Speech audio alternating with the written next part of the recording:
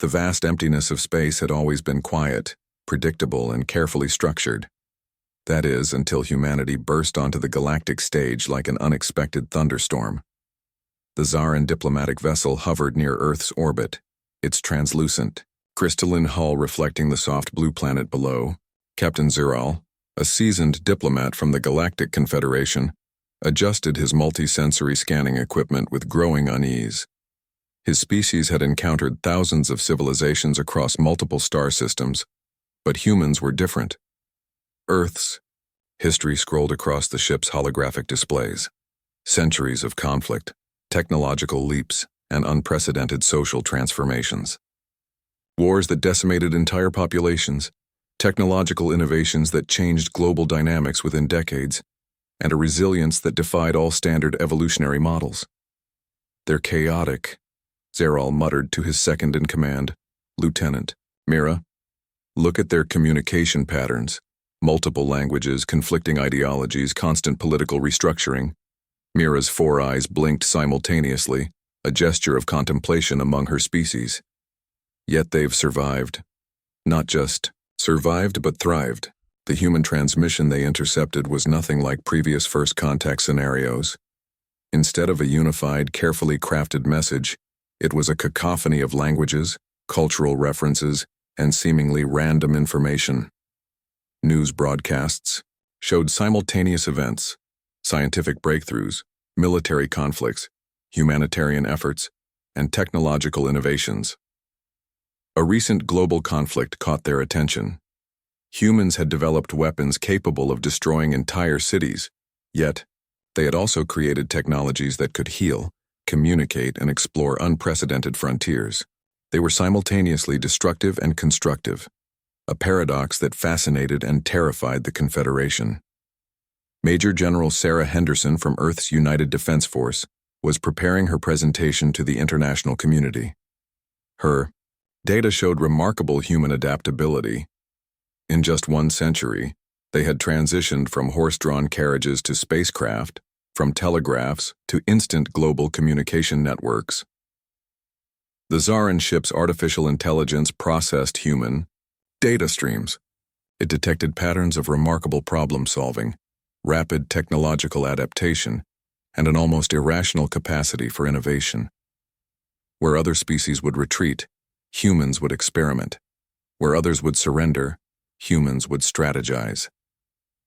Their military strategies defy all known galactic protocols, Ziral explained, reviewing combat recordings. Human soldiers used psychological warfare, technological improvisation, and unconventional tactics that conventional military algorithms couldn't predict. In one recorded conflict, a small human squad had defeated a numerically superior force by using environmental conditions, psychological manipulation, and technological creativity. They didn't just fight, they reimagined conflict itself. Lieutenant Mira noticed something peculiar. Despite their violent history, humans had also developed complex systems of international cooperation, diplomatic negotiations, and humanitarian efforts. They created international organizations, developed global health initiatives, and consistently pushed boundaries of scientific understanding. The Confederation's initial assessment was conflicted. Humans were simultaneously the most dangerous and most promising species they had ever encountered. Their potential for destruction was matched only by their potential for creation. Ziral zoomed into a satellite image of a research facility. Scientists from different countries worked together, sharing knowledge about medical breakthroughs, climate solutions, and space exploration. The same species that could design nuclear weapons was dedicating resources to understanding quantum mechanics and developing renewable energy. They're unpredictable, Ziral concluded. Completely and utterly unpredictable. The ship's communication systems picked up a live broadcast from the International Space Station. Astronauts from multiple countries worked together, their national differences forgotten in the pursuit of collective knowledge. It was a microcosm of human potential, conflict, and cooperation existing simultaneously. As the Zaran diplomatic vessel continued its observation, one thing became clear. Humanity was not just another species to be categorized and understood. They were a force that would fundamentally challenge everything the Galactic Confederation thought they knew about intelligent life. The universe had been waiting for humanity, even if it didn't know it yet. Cyril made a final notation in the ship's log, recommendation, extreme caution. Potential game changers detected. Little did he know how prophetic those words would become. The Taraxian-Krell War had been raging for decades, a seemingly endless conflict that had consumed resources, lives, and hope across 3 star systems. Neither side expected the unexpected intervention that would change everything. Commander Michael Rodriguez sat in the small human observation vessel, his team of 12 elite operatives watching the massive battle unfold. The Taraxian fleet, with its advanced plasma cannons and quantum shielding, seemed unstoppable. The Krell resistance was being systematically destroyed, their smaller ships picked off one by one. "Something's not right," Rodriguez muttered, his fingers dancing across the holographic control panel. His team exchanged knowing glances. Humans had a reputation for seeing opportunities where others saw only defeat. The Galactic Confederation had explicitly forbidden human military intervention. But watching the one-sided massacre didn't sit well with Rodriguez or his team. They were observers, technically, but observation had never been their strong suit. Lieutenant Emma Chen, the team's tactical specialist, began running complex simulation models. Her neural implant connected seamlessly with the ship's advanced computing systems, processing billions of calculations per second. Where alien strategists saw a hopeless battle, she saw patterns, weakness points that nobody else could detect. "Sir," she said quietly, "I've identified 7 potential disruption points in the Taraxian fleet's communication network." Rodriguez knew what that meant. In human military doctrine, communication was the lifeline of any advanced combat system. Disrupt communication and you could cripple an entire fleet. The human vessel was small, barely registering on most scanning systems. It moved with a precision that defied its size, slowly positioning itself at the battle's periphery. No weapons were actively deployed. No aggressive maneuvers were made. But something was happening. Suddenly, the Taraxian fleet's coordination began to break down. Communication channels became scrambled. Navigation systems started providing conflicting information. Ships that were once moving in perfect synchronization now seemed confused, their movements erratic and uncoordinated. The Krell resistance, which moments ago was on the brink of total destruction, found unexpected breathing room. Their smaller ships began making precise calculated strikes against the now disorganized Taraxian fleet. What the alien species didn't realize was that the humans had deployed an advanced cyber warfare package. It wasn't about destroying ships. It was about creating strategic chaos. Rodriguez's team worked silently, their actions precise and calculated. They weren't firing weapons. They were rewriting the entire battlefield's dynamics using nothing more than sophisticated computer algorithms and strategic thinking. Within 30 minutes, the entire battle's momentum had shifted.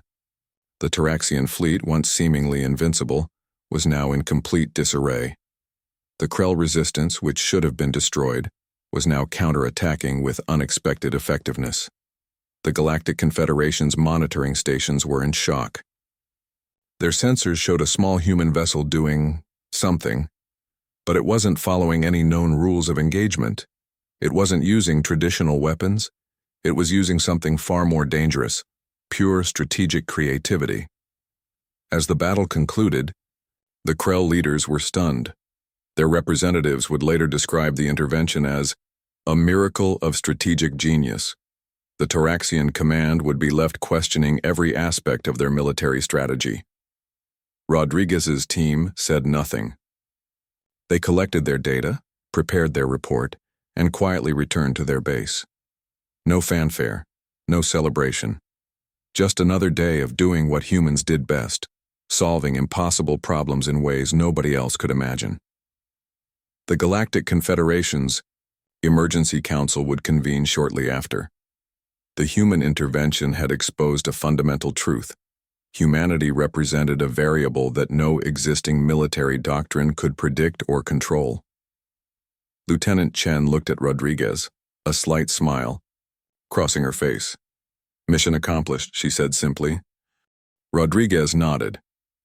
Humans had once again proven that innovation, creativity, and unconventional thinking were more powerful than any weapon.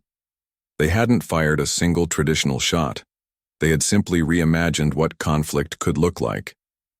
Their vessel disappeared into the vast darkness of space. The galaxy was left with a new understanding. Humans were not just another species. They were a force of nature, unpredictable and extraordinary. And this was just the beginning. The Galactic Confederation's central chamber was unlike any meeting space in the known universe. Holographic representations of 17 different species flickered around a massive circular platform, their collective tension thick enough to cut with a laser knife. Ambassador Krellax from the Quantum Diplomacy Council spoke first. His translucent skin shifted colors reflecting his emotional state, currently a deep crimson of anxiety. "Humans have demonstrated capabilities that threaten our entire existing galactic structure," he declared, his multiple vocal cords producing a resonant, multi-layered sound. The human intervention in the Taraxian-Krell conflict had become the most discussed event in galactic diplomatic history. What seemed like a simple military observation had transformed into a strategic masterpiece that completely redefined warfare. Dr. Zira, the Confederation's chief strategic analyst, projected holographic data showing human technological and strategic progression. The charts were terrifying in their implications. Humans had gone from basic combustion engines to quantum computing in less than 2 centuries, a progression that took most species millennia. "They adapt too quickly," she explained. "Where other species require generations to develop technological improvements, humans do it in decades. Their learning curve is exponential and unpredictable." The Andromedan representative, a being composed of interconnected energy matrices, displayed a series of simulations. Each showed potential scenarios where human involvement could destabilize carefully maintained galactic balances. Conflict resolution mechanisms that had worked for thousands of years could be dismantled by human creativity in moments. Behind the diplomatic facade, real fear existed. Humans didn't just solve problems. They reimagined entire systems of problem-solving. Ambassador Helena Rodriguez, the sole human representative, sat quietly. She understood the unspoken concern. Humanity wasn't just another species seeking integration. They were a potential universal game-changer. The debate raged for hours. Some advocated for complete human isolation. Others suggested controlled engagement. But a consensus began forming around a radical proposal: create specific legal frameworks that would limit human military participation in galactic conflicts. "We're not restricting them," Ambassador Krellax explained carefully. "We're protecting the existing galactic order." The proposed Galactic Restriction Protocol had multiple layers. Humans would be prohibited from direct military interventions. Their technological exchanges would be carefully monitored. Any strategic contributions would require multiple species approvals. Dr. Zira's final presentation was devastating. Her data showed that if human problem-solving capabilities were fully unleashed, they could potentially resolve conflicts that had existed for centuries within standard galactic diplomatic structures. "They don't just fight differently," she said. "They think differently." The voting process was complex, involving quantum probability calculations and multidimensional consensus mechanisms. But the result was clear. Humans would be legally restricted from direct military engagements. Ambassador Rodriguez knew what was happening. This wasn't just a diplomatic decision. It was an attempt to control a species that refused to be controlled. "You're afraid," she said simply. No anger, no aggression. Just a matter-of-fact observation that cut through millennia of diplomatic posturing. The chamber went silent. The Andromedan representative's energy matrix flickered. For the first time in galactic diplomatic history, a species was being legally restricted not because of aggression, but because of potential. As the final documents were encoded into the Galactic Central Database, something fundamental had changed. Humans had become more than just another species. They had become a concept, a potential that both terrified and fascinated the universe. The restriction would be called the Human Engagement Protocol, a fancy name for what was essentially a sophisticated form of controlled isolation.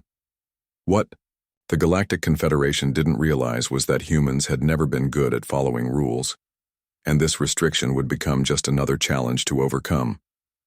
Outside the chamber, the universe continued its endless dance.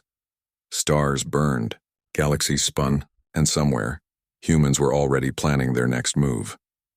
The game had only just begun. The Human Engagement Protocol went into effect, but humanity had other plans.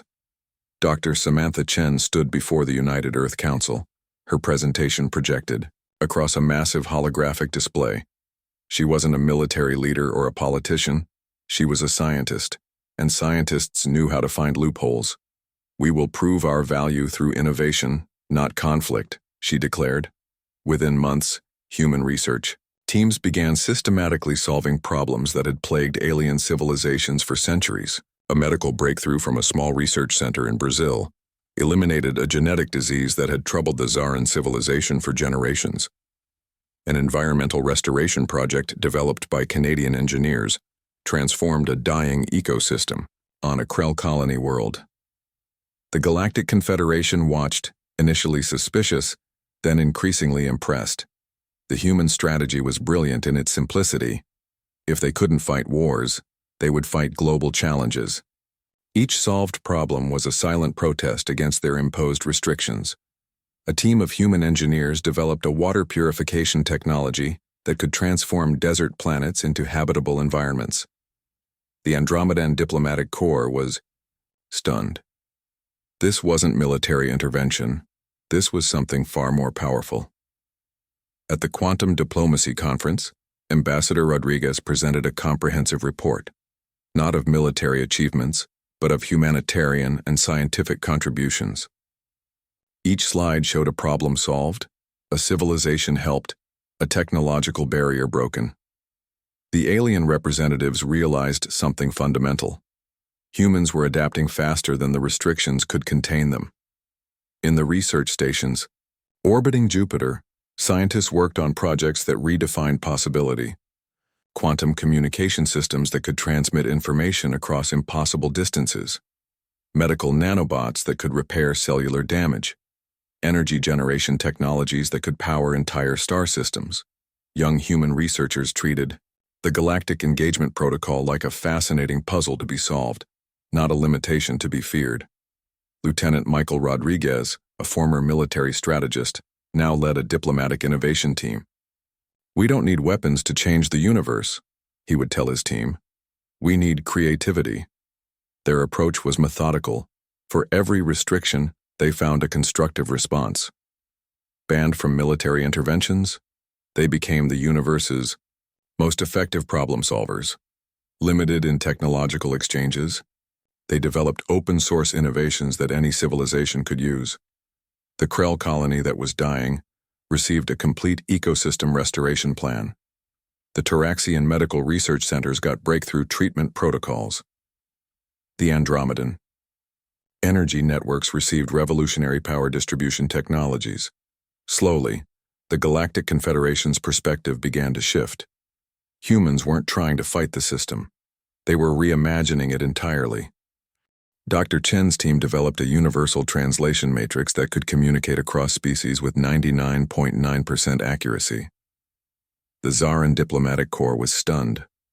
This wasn't just a technology. It was a bridge between civilizations. Young human diplomats began appearing in unexpected places. Not as military representatives, but as cultural exchange specialists, scientific collaborators, humanitarian experts. They spoke multiple languages, understood complex cultural nuances, and approached every interaction with genuine curiosity. The resistance wasn't aggressive. It was intelligent. It was strategic.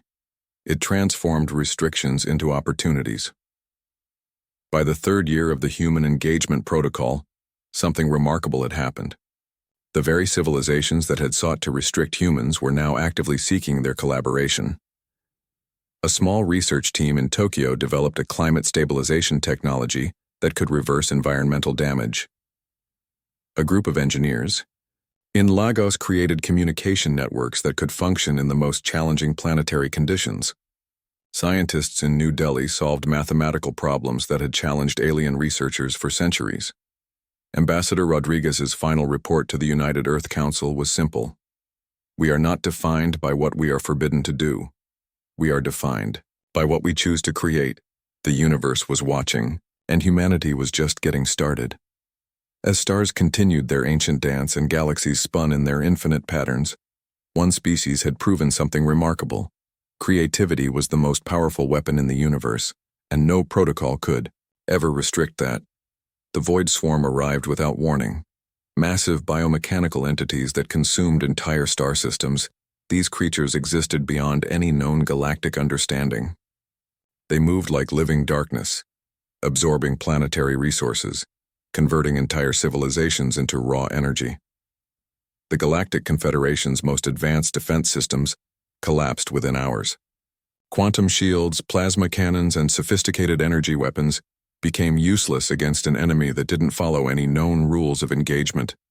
17 advanced civilizations watched in horror as their combined military might crumbled like paper against an impossible threat. Commander Elena Rodriguez received the emergency transmission. The Confederation's leaders, who had once restricted human military participation, now made a desperate call. Their message was simple.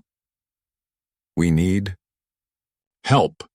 Humanity's response was immediate and unexpected. Instead of traditional military strategies, human teams approached the Void Swarm with something entirely different: comprehensive systems analysis. Where alien civilizations saw an unstoppable force, humans saw a complex problem waiting to be solved. Dr. Samantha Chen led a research team that began analyzing the swarm's communication patterns. Her team didn't just look at their destructive capabilities. They studied their fundamental operational structures. They're not just consuming, she told her colleagues. They're communicating. They're a massive distributed intelligence system. While alien military commanders prepared for another futile defensive strategy, humans were reimagining the entire concept of conflict. The first breakthrough came from an unexpected source. A young programmer in Mumbai discovered that the Void Swarm's energy transmission had specific quantum resonance frequencies. By developing a complex algorithmic interference pattern, they could potentially disrupt the swarm's communication networks. Teams around Earth worked simultaneously. Quantum physicists in Beijing, environmental engineers in São Paulo, computer scientists in Silicon Valley. They shared information in real time, creating a global problem-solving network that moved faster than any traditional military command structure. Ambassador Rodriguez presented their preliminary findings to the Galactic Confederation. It wasn't a weapon system. It was a comprehensive communication disruption strategy that could potentially fracture the swarm's collective intelligence. The alien representatives were stunned. Humans weren't preparing to fight. They were preparing to understand. As the Void Swarm approached the core galactic systems, human teams deployed a series of quantum communication buoys. These weren't defensive weapons. They were sophisticated information transmission devices designed to introduce calculated interference into the swarm's collective consciousness. The first signs of success were subtle. The swarm's movement became slightly less coordinated. Its consumption patterns showed minor disruptions. Where previously it moved like a single massive organism, now small sections began to show independent behaviors. Dr. Chen's team had essentially discovered the swarm's equivalent of a computer virus, but for a living, thinking entity. Within 72 hours, the impossible happened. The Void Swarm didn't just slow down. Parts of it began to fragment. Some sections started moving in contradictory directions. The massive, universe-consuming entity was experiencing something close to cognitive dissonance. The Galactic Confederation watched in disbelief. Humanity hadn't defeated the swarm through traditional warfare. They had essentially talked it into confusion. When the final analysis was complete, The Void Swarm had been reduced from a universe-ending threat to a series of disconnected, non-functional entities. Not destroyed, not conquered, simply disrupted. Ambassador. Rodriguez's final report was characteristically understated. Complex problems require creative solutions. The alien representatives who had once sought to restrict humanity now looked at them with a mixture of respect and genuine wonder. Humans hadn't just solved a problem. They had redefined the entire concept of problem-solving. As the galaxy slowly recovered, one thing became clear. Humanity was not just another species.